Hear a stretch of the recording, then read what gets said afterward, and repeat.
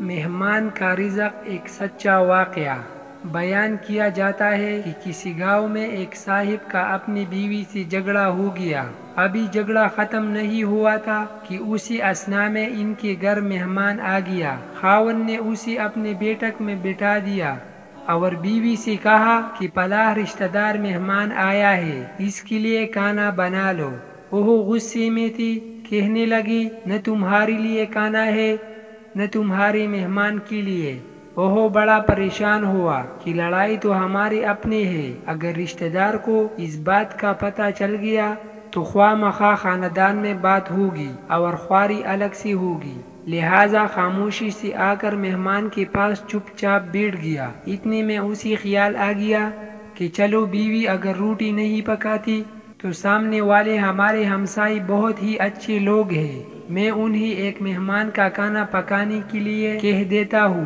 چنانچہ وہ ان کے پاس گیا اور کہنے لگا کہ بیوی کی طبیعت آج کچھ خراب ہے، لہٰذا آپ ہمارے مہمان کے لیے کھانے کا انتظام کر دیں۔ انہوں نے کہا ٹھیک ہے۔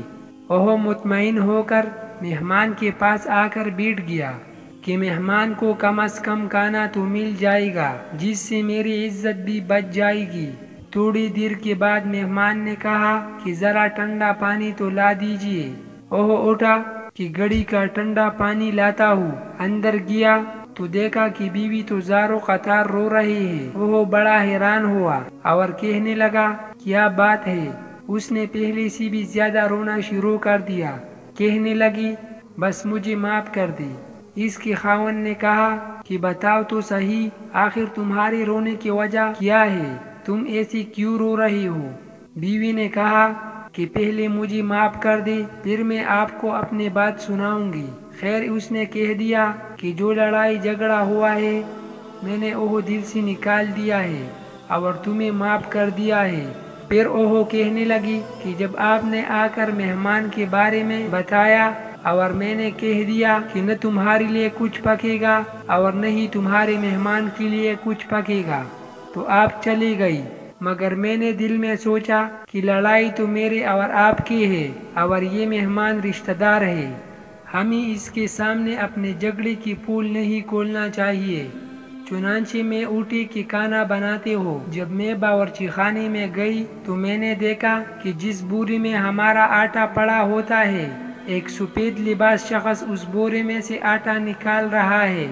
میں یہ منظر دیکھ کر سہم سے گئی۔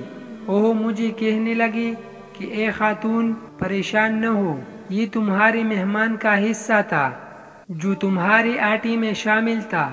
اب چونکہ یہ ہمسائے کے گھر میں پکنا ہے اس لیے وہی آٹا لینے کے لیے میں یہاں آیا ہوں۔ اس واقعے سے ثابت ہوتا ہے کہ مہمان بعد میں آتا ہے جبکہ اللہ تعالیٰ اس کا رزق پہلے بھیج دیتا ہے۔